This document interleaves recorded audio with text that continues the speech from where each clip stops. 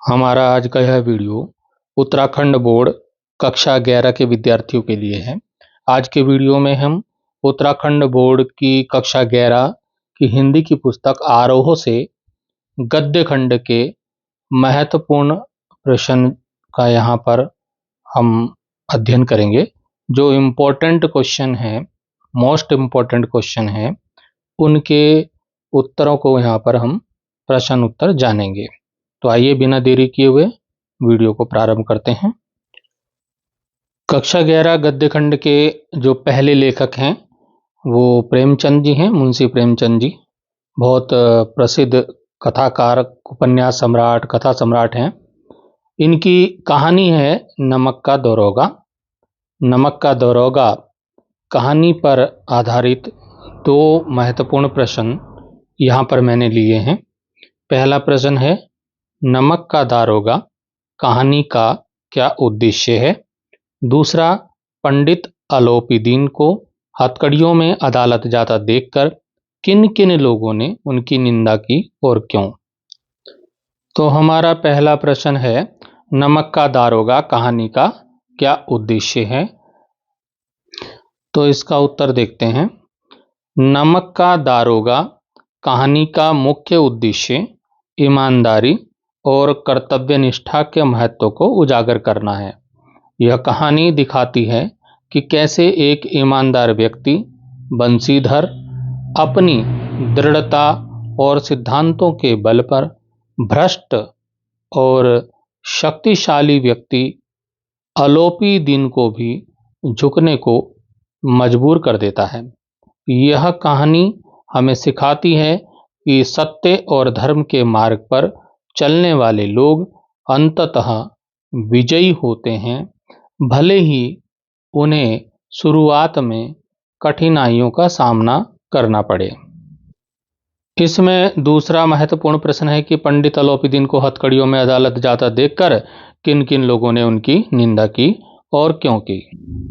तो इसका उत्तर हो जाएगा कि पंडित अलोपीदीन को हथकड़ियों में अदालत जाता देखकर शहर के लगभग सभी लोगों ने उनकी निंदा की। इसका मुख्य कारण यह था कि अलोपीदीन एक प्रतिष्ठित और धनी व्यक्ति थे।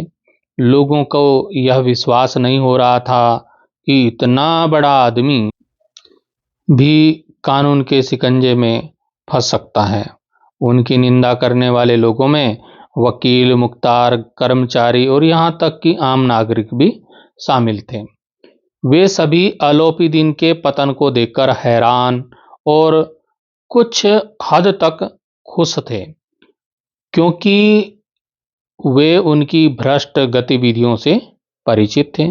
और आश्चर्य की बात तो यह थी कि जो लोग स्वयं भ्रष्टाचारी थे, खुद भी भ्रष्टाचारी थे, मिलावट करते थे तथा अन्य गलत कार्य करते थे, वह भी स्वयं को देवता समझकर उनकी निंदा कर रहे थे, क्योंकि वह अलोपीदीन की निंदा करके स्वयं को पाक साफ सिद्ध करना चाहते थे।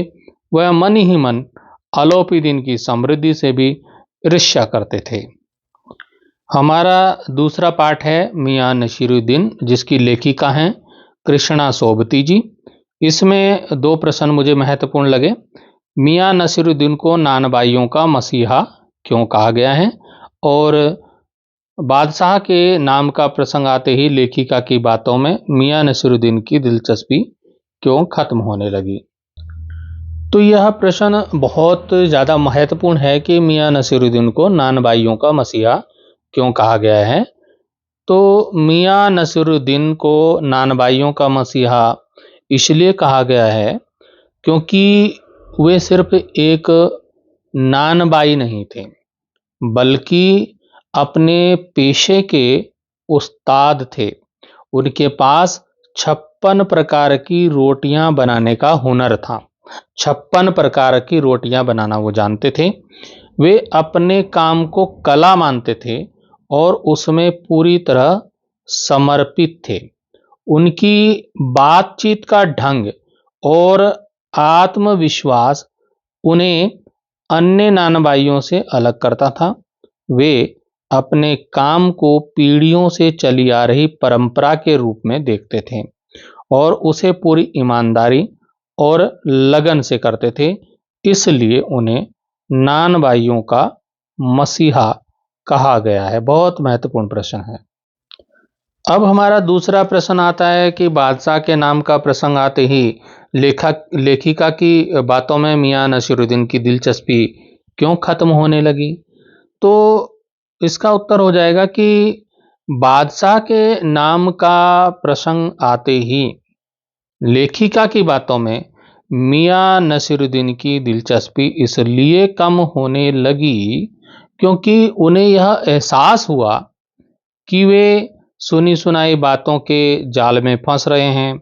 उन्हें अपनी कला और अनुभव पर पूरा भरोसा था, लेकिन तथ्यात्मक ज्ञान की कमी के कारण वे लेखिका के सवालों का सटीक जवाब नहीं दे पा रहे थे। उन्हें यह महसूस हुआ कि लेखिका उनकी बातों को परखने की कोशिश कर रही है, जो उन्हें पसंद नहीं आया। इसके अलावा उन्हें यह भी लगा होगा कि बादशाह के नाम का जिक्र करके लेखिका उनकी कला को कम आंक रही है, जो उन्हें बिल्कुल भी मंजूर नहीं था। इसलिए उन्होंने लेखिका की बातों में रुचि खो दी और अपनी कला के प्रदर्शन में व्यस्त हो गए। गद्य खंड में हमारा अगला जो पाठ है वो है विदाई संभाषण, जिसके लेखक हैं बालमुकुंद गुप्त जी। इसमें 4 प्रश्न मुझे महत्वपूर्ण लगे। पहला प्रश्न है कि लॉर्ड कर्जन को इस्तीफा क्यों देना पड़ गया। दूसरा है कि शिव शंभू की गायें किस बात की प्रतीक हैं। तीसरा प्रश्न है लेखक ने भारत की जनता के किस गुण का उल्लेख किया है। चौथा प्रश्न है विदाई के समय लेखक की कर्जन से क्या अपेक्षा थी।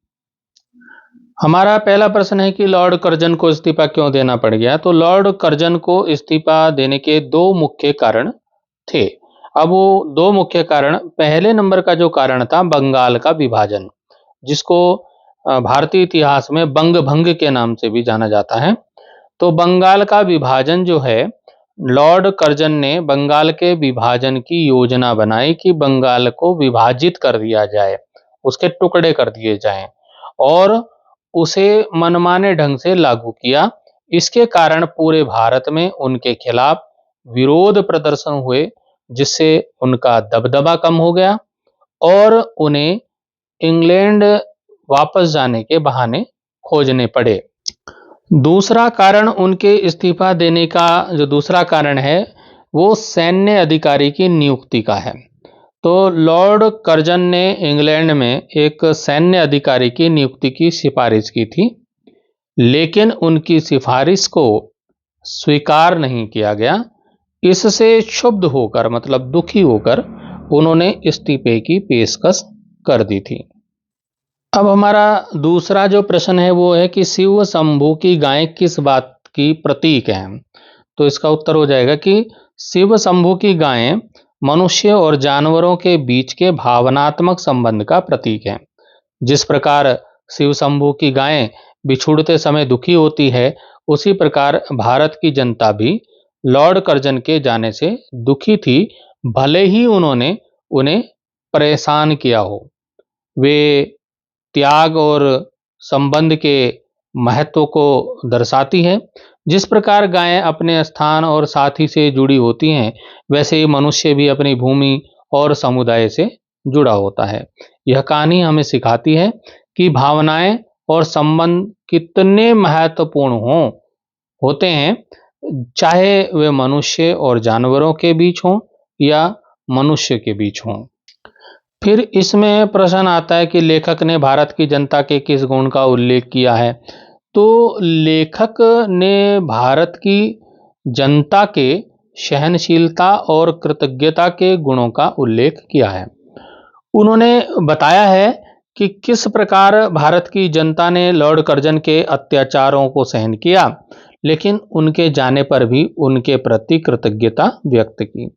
यह गुण दिखाता है कि भारतीय जनता कितनी उदार और क्षमाशील है। वे कठिनाइयों का सामना करते हुए भी अपनी मानवता को बनाए रखते हैं। यह गुण भारतीय संस्कृति का एक महत्वपूर्ण हिस्सा है और इसे हमेशा सराहा जाना चाहिए। अगला प्रश्न आता है कि विदाई के समय लेखक की कर्जन से क्या अपेक्षा थी? तो क्या अपेक्षा थी? विदाई के समय लेखक की कर्जन से अपेक्षा थी कि वे भारत की जनता के प्रति अपने किए गए कार्यों के लिए, जो भी उन्होंने यहाँ पे गलत कार्य किए हैं, उनके लिए वो लॉर्ड कर्जन क्या करें? पश्चाताप करें और उनसे क्षमा मांगे, जनता से क्षमा मांगे। लेकिन कर्जन ने ऐसा नहीं किया, जिससे लेखक को निराशा हुई। लेखक चाहते थे कि कर्जन अपनी गलतियों को स्वीकार करें और भारत की जनता से माफी मांगे, जिससे उन्हें शांति मिले। यह अपेक्षा यह दिखाती है कि लेखक न्याय और ईमानदारी के प्रति कितने समर्पित थे। अब हमारे जो गद्य खंड का चौथा पार्ट है, उसका नाम है गलता लोहा और इसके लेखक हैं शेखर जोशी जी। इसमें मुझे 4 प्रश्न इंपॉर्टेंट लगे। पहला प्रश्न है कि मास्टर त्रिलोक सिंह के किस कथन को लेखक ने जबान के चाबुक कहा और क्यों कहा? दूसरा है कि धनराम मोहन को अपना प्रतिद्वंदी क्यों नहीं समझता था? और तीसरा और चौथा प्रश्न है कि मोहन के लखनऊ आने के बाद के समय को लेखक ने उसके जीवन का एक नया अध्याय क्यों कहा है? और धनराम को मोहन के किस व्यवहार से आश्चर्य होता है और क्यों होता है? तो हमारा पहला प्रश्न है कि मास्टर त्रिलोक सिंह के किस कथन को लेखक ने जबान के चाबुक कहा है? तो मास्टर का जो कथन था, वो कथन आपके सामने है कि मास्टर त्रिलोक सिंह का कथन था, जो उसने बोला था, वो था, तेरे दिमाग में तो लोहा भरा है, तेरे दिमाग में तो लोहा भरा है रे, विद्या का ताप कहाँ से लगेगा इसमें। ये कथन उसने अपने स्टूडेंट से कहा था। तो इसमें कथन को लेखक ने इस कथन को लेखक ने जबान के चाबुक कहा है। अब क्यों कहा है? यह कथन मोहन के मन पर गहरी चोट करता है।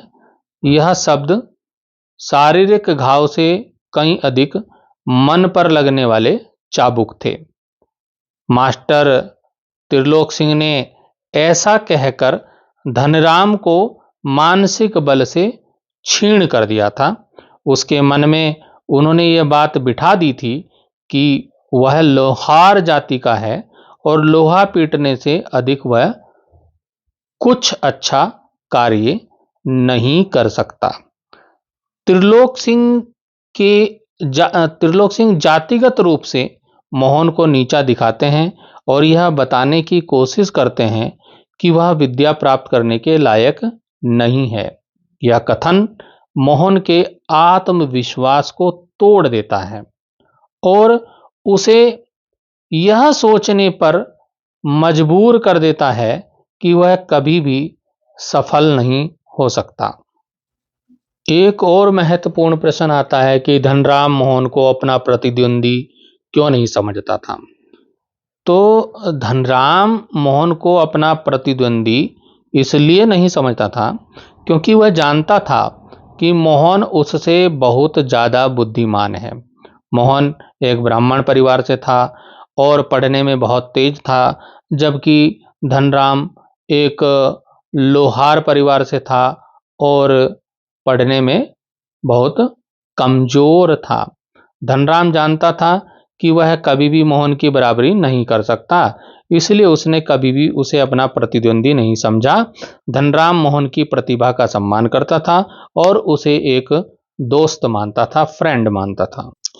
अब इसमें जो तीसरा प्रश्न आता है वो है कि मोहन के लखनऊ आने के बाद के समय को लेखक ने उसके जीवन का एक नया अध्याय क्यों कहा? तो मोहन के लखनऊ आने के बाद के समय को लेखक ने उसके जीवन का एक नया अध्याय इसलिए कहा क्योंकि यहाँ उसका जीवन, लखनऊ आने के बाद उसका जीवन क्या हो गया, गांव के सीमित परिवेश से बिल्कुल भिन्न हो गया। शहर के आधुनिक और व्यस्त जीवन में मोहन को नए अनुभव मिले। उसे नए नए लोगों से मिलने और नई चीज़ें सीखने का मौका मिला। इसके अतिरिक्त शहर में उसे अपनी पढ़ाई जारी रखने और भविष्य को बेहतर बनाने के लिए नए रास्ते मिले। अब इसमें चौथा प्रश्न आता है कि धनराम को मोहन के किस व्यवहार से आश्चर्य होता है और क्यों होता है। तो इसका उत्तर हो जाएगा कि धनराम को मोहन के उस व्यवहार से आश्चर्य होता है जब मोहन उसकी लोहार की दुकान पर बैठकर हथौड़े से काम करता है। धनराम को यह देखकर हैरानी होती है कि एक ब्राह्मण लड़का जो पढ़ने में इतना तेज है वह लोहार का काम कर रहा है। तो धनराम को लगता था कि मोहन उससे ऊंची जाति का है और उसे इस तरह का काम नहीं करना चाहिए। उसे यह भी आश्चर्य होता है कि मोहन इतनी कुशलता से लोहे को पीटकर उसे आकार दे रहा है। धनराम ने कभी नहीं सोचा था कि मोहन जैसा लड़का इस तरह का काम भी कर सकता है। मित्रों, मैं अपने हर वीडियो में बताता हूं कि मैं जो प्रश्न है अपने प्रश्नों के उत्तर बहुत सरल भाषा में कराने की कोशिश करता हूं, लेकिन फिर भी आपको इससे भी सरल भाषा में अगर आपने अपनी कॉपी में प्रश्नों के उत्तर लिखे हैं तो आप वहां से याद कर सकते हैं। यहां से आप प्रश्न देख लीजिए कि कौन कौन से महत्वपूर्ण हैं और उनको आप अपनी कॉपी से भी याद कर सकते हैं। अभी अगले जो हमारा पाठ है गद्य खंड कक्षा 11 का, वो पाठ है रजनी। ये मन्नू भंडारी जी द्वारा लिखित पाठ है और इसके 3 प्रश्न मुझे महत्वपूर्ण लगे। पहला प्रश्न है कि वार्षिक परीक्षा की कॉपियां न दिखाने के पीछे के तर्क की समीक्षा कीजिए। दूसरा प्रश्न है कि स्त्री के चरित्र की बनी बनाई धारणा से रजनी का चेहरा किन मायनों में अलग है। तीसरा प्रश्न है गलती करने वाला तो है ही गुनहगार, पर उसे बर्दाश्त करने वाला भी कम गुनहगार नहीं होता। इस संवाद के संदर्भ में आप सबसे ज्यादा किसी और क्यों गुनहगार मानते हैं।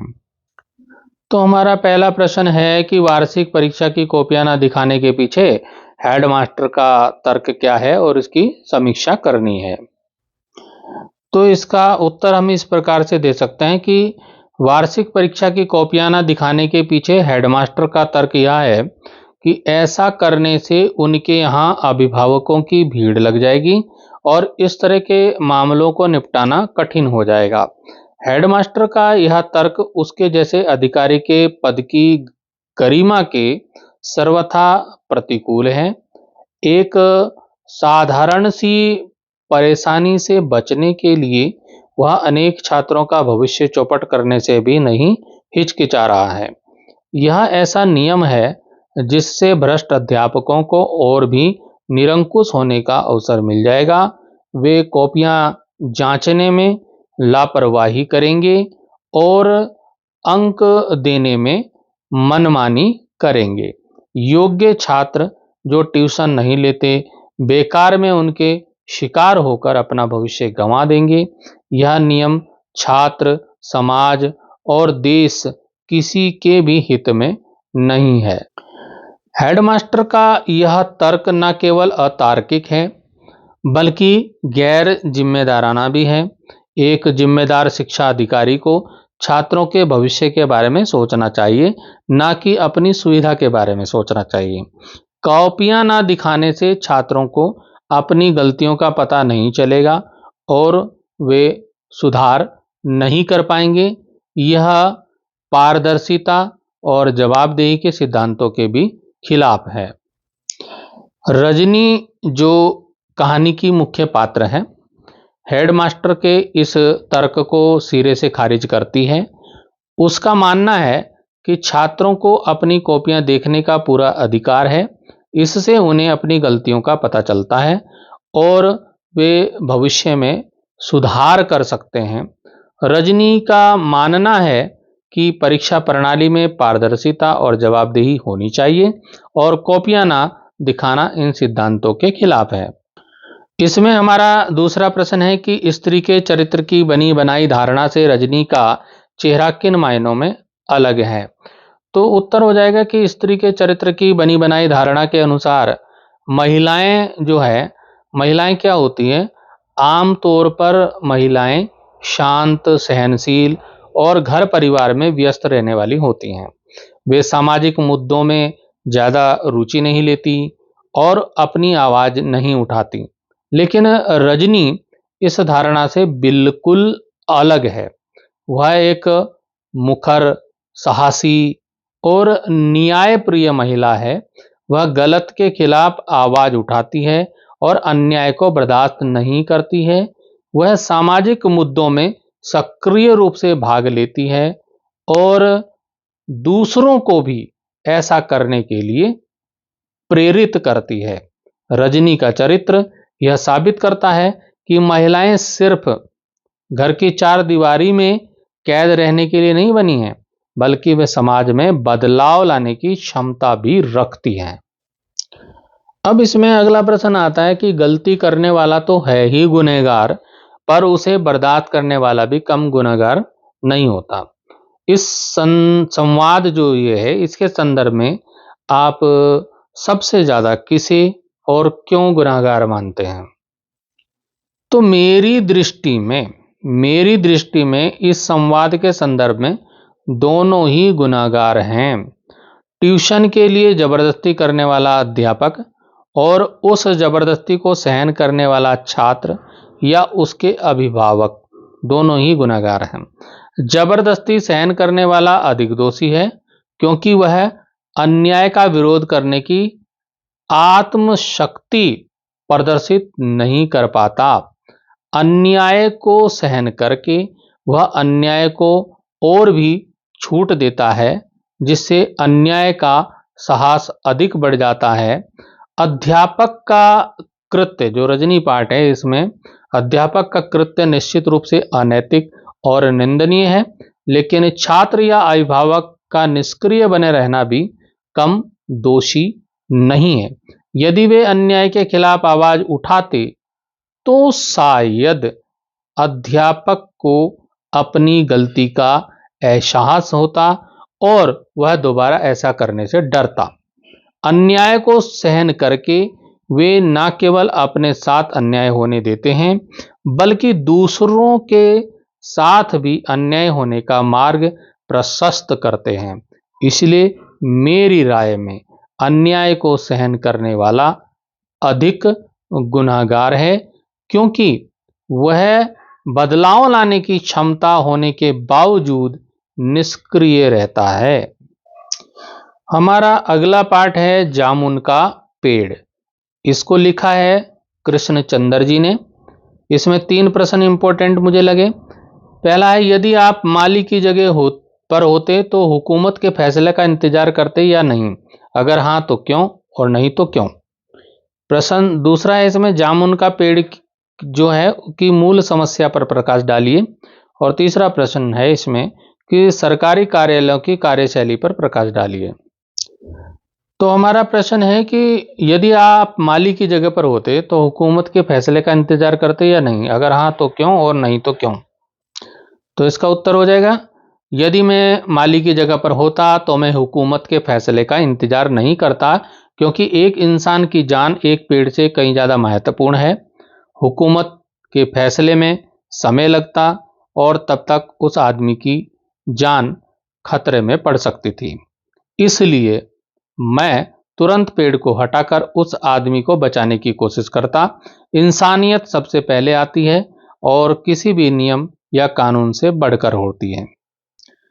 अब इसमें दूसरा प्रश्न आता है कि जामुन का पेड़ की मूल समस्या पर प्रकाश डालिए। उत्तर हो जाएगा कि जामुन का पेड़ कहानी की मूल समस्या सरकारी कार्यालयों में व्याप्त संवेदनहीनता और लाल फीताशाही है। जब एक आदमी जामुन के पेड़ के नीचे दब जाता है, एक आदमी था और वो जामुन के पेड़ के नीचे दब गया, तो विभिन्न सरकारी विभाग एक दूसरे पर जिम्मेदारी डालते रहे। किसी को भी उस आदमी की जान की परवाह नहीं होती है। वे नियमों और औपचारिकताओं में इतने उलझे हुए हैं कि उन्हें मानवीय संवेदना ही नहीं रहती है। वे समस्या का समाधान करने के बजाय एक दूसरे पर दोष आरोप करते रहते हैं। यह कहानी सरकारी कार्यालयों की दोषपूर्ण कार्यशैली और मानवीय मूल्यों के क्षरण पर प्रकाश डालती है। तीसरा प्रश्न इसमें है कि सरकारी कार्यालयों की कार्यशैली पर प्रकाश डालिए। तो जामुन का पेड़ कहानी सरकारी कार्यालयों की दोषपूर्ण कार्यशैली पर प्रकाश डालती है। सरकारी कार्यालयों में काम करने वाले लोग अपनी जिम्मेदारियों से बचते हैं और दूसरों पर दोष मंडते हैं। वे नियमों और विनियमों का पालन करने में इतने व्यस्त हैं कि उन्हें यह भी याद नहीं रहता कि उनका काम जनता की सेवा करना है। इस कहानी में सरकारी कार्यालयों की संवेदनहीनता, लालफीताशाही और टाल मटोल करने की प्रवृत्ति को दिखाया गया है। हमारे पाठ्यक्रम का अंतिम जो पाठ है उसका नाम है भारत माता, और इसके जो लेखक हैं जवाहरलाल नेहरू जी हैं। इसमें 3 प्रश्न मुझे महत्वपूर्ण लगे। दुनिया के बारे में किसानों को बताना नेहरू जी के लिए क्यों आसान था? आज़ादी से पहले भारत निर्माण को लेकर नेहरू जी के क्या सपने थे? क्या आज़ादी के बाद वे साकार हुए? चर्चा कीजिए। आज़ादी से पूर्व किसानों को किन समस्याओं का सामना करना पड़ता था?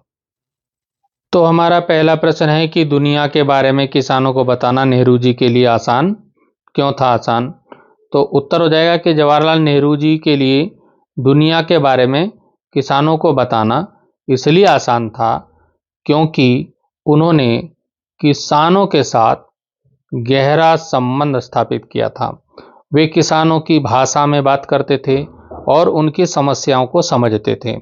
नेहरू जी ने किसानों को यह समझाने का प्रयास किया कि भारत और दुनिया एक दूसरे से कैसे जुड़े हुए हैं।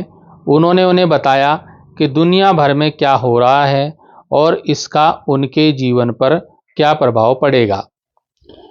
वे किसानों को उनके अधिकारों और कर्तव्य के बारे में भी बताते थे। वे उन्हें समझाते थे कि उन्हें अपने देश के विकास में योगदान करने की आवश्यकता है। नेहरू जी किसानों को शिक्षित करने और उन्हें दुनिया के बारे में जागरूक करने के लिए उत्सुक थे। उन्हें विश्वास था कि शिक्षित किसान एक मजबूत और समृद्ध भारत का निर्माण कर सकता है। अब इसमें दूसरा महत्वपूर्ण प्रश्न आता है कि आज़ादी से पहले भारत निर्माण को लेकर नेहरू जी के क्या सपने थे? क्या आज़ादी के बाद वे साकार हुए? इस पे चर्चा करनी है।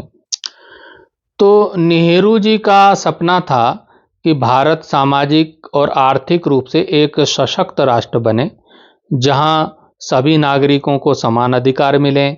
वे वैज्ञानिक सोच, औद्योगिकरण, शिक्षा और आधुनिक कृषि को बढ़ावा देना चाहते थे। वे भारत को गरीबी, शोषण और सामाजिक भेदभाव से मुक्त देखना चाहते थे।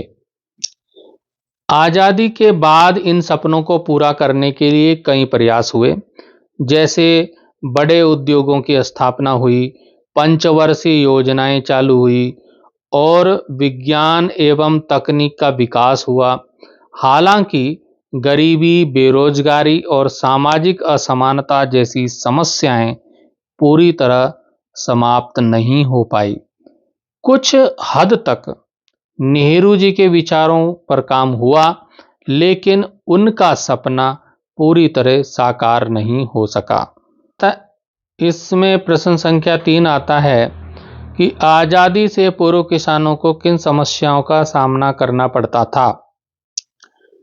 आज़ादी से पहले किसानों को कई गंभीर समस्याओं का सामना करना पड़ता था। ब्रिटिश शासन के दौरान उन पर भारी कर लगाए जाते थे। कर माने टैक्स लगाए जाते थे, जिससे उनकी आर्थिक स्थिति दयनीय हो गई थी। उन्हें अपनी फसलों का उचित दाम नहीं मिलता था, मूल्य नहीं मिलता था, जिससे उनकी मेहनत का फल उन्हें नहीं मिल पाता था। अक्सर सूखे और अकाल की स्थिति में उनकी फसलें नष्ट हो जाती थीं और उन्हें भूखमरी का सामना करना पड़ता था। इसके अलावा स्थानीय जो साहूकार होते थे, उन्हें ऊंची ब्याज दर पर ऋण देते थे, जिससे क्या होता था, वे कर्ज के जाल में फंस जाते थे। इन सभी समस्याओं के कारण किसानों का जीवन बहुत कष्टमय था। तो मित्रों, इस प्रकार से हमने अपनी इस वीडियो में कक्षा 11 हिंदी आरओ गद्य खंड के अति महत्वपूर्ण प्रश्नों को यहाँ पर देखा। आप सभी इन वीडियो को अच्छे से देखें और काव्य खंड के महत्वपूर्ण प्रश्नों के लिए और वितान के महत्वपूर्ण प्रश्नों के लिए मैंने सबके लिए वीडियो बनाए हैं। संस्कृत प्रबोधिनी के प्रश्नों के लिए भी मैंने इम्पोर्टेंट क्वेश्चन का वीडियो बनाया है। आप चारों वीडियो को देखें और अच्छे से मेहनत करें, अच्छे अंक लाएं। मेरी शुभकामनाएं आपके साथ हैं। धन्यवाद।